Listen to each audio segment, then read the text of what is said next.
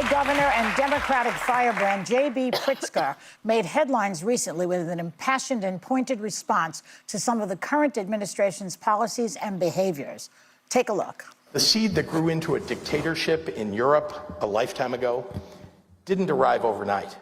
It started with everyday Germans mad about inflation and looking for someone to blame. I'm watching with a foreboding dread what is happening in our country right now. If you think I'm overreacting and sounding the alarm too soon, consider this. It took the Nazis 1 month, 3 weeks, 2 days, 8 hours, and 40 minutes to dismantle a constitutional republic. Wow. Yeah. Here to talk about the speech and the way forward for Democrats and democracy itself, please welcome Governor Pritzker.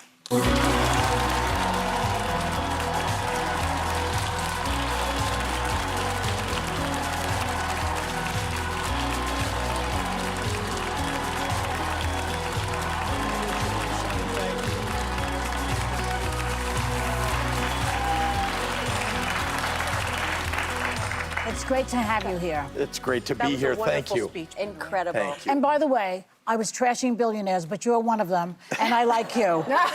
They're not all the way that I presented them. You are a billionaire, are you not? I am. We don't talk about money. Yeah, you just were trashing the people talking about money on television. Right? I was, and He's I one of the good ones. Yeah, no, but At the Democratic convention, right before I went on stage, Bernie Sanders got out there and trashed billionaires, and then they're like, and here's J.B. Pritzker, and then I talked about how, Donald Trump isn't a real billionaire. He's not. So, No, yeah. look at God. But you are. So I'm so happy to have you here, because when I saw that speech, I said, this guy should run for president. Yeah.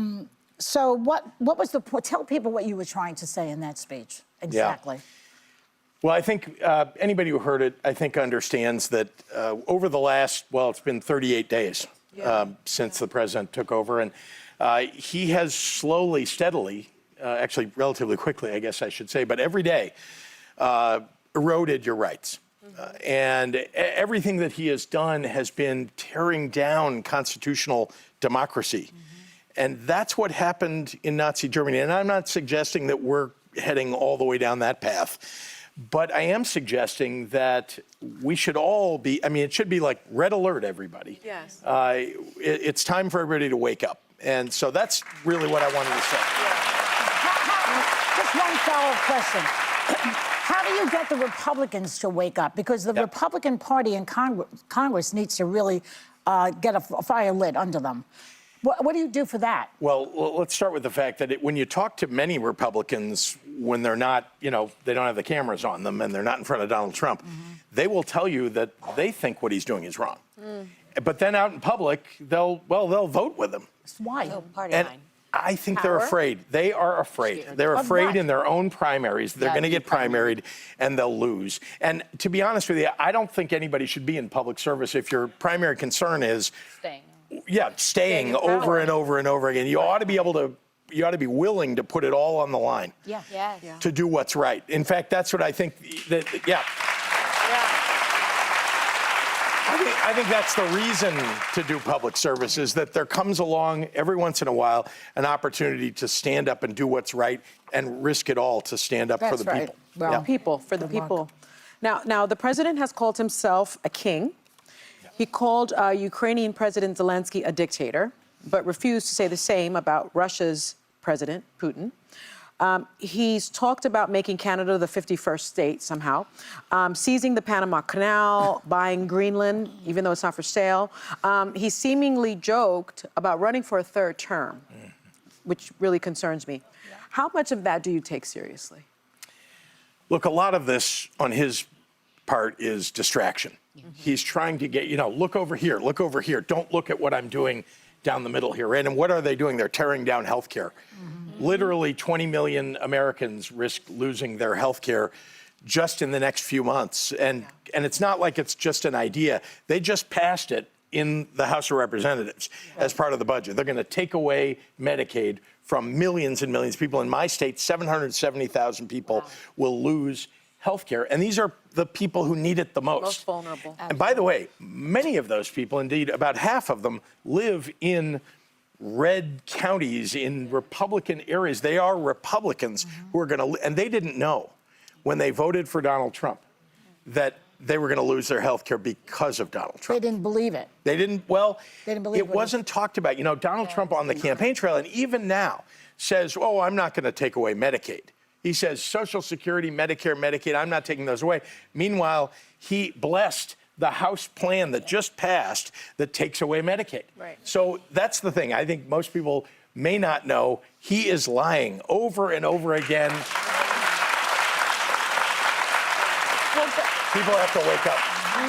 So, Governor, Trump is seemingly everywhere. The Super Bowl, the Daytona 500, hosting world leaders at the White House, taking questions from the press nearly daily. Elon Musk is there, too, hovering over him.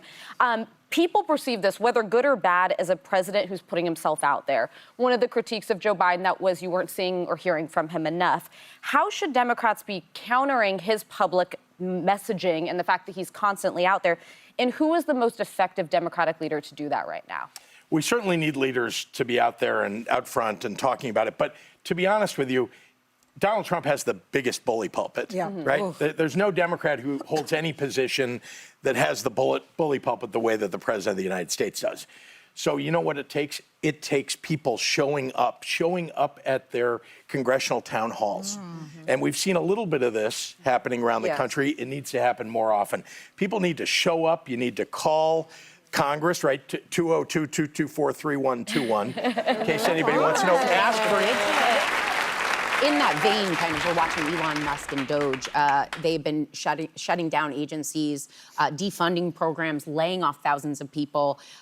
President Trump wants cuts to be, as he said, even more aggressive. Yep. So how is this going to end, especially since these firings, the canceling of contracts, the budget cuts, they're going to possibly yield little to no savings. So at what point is the breaking point? Like, when does it, because right now they're already running into things where they're trying to reach out to these people they accidentally fired and they can't find them. Can't find them.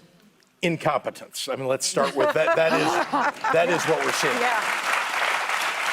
And just today, I think you may have read that Elon Musk now has put out a tweet saying, hey, all of you folks who are air traffic controllers who may have retired, we need you to come back. Oh, my God. Right? Oh, my God. I mean, I just flew into New York from Chicago. I can tell you, we need more air traffic controllers.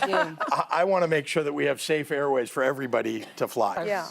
But it's not just that. I mean, the reason I think that Americans are beginning to react, and you'll see more of it, is that the very things that people rely upon every day, right? It's your veterans services. People who need therapy, they go to Veterans Administration for that.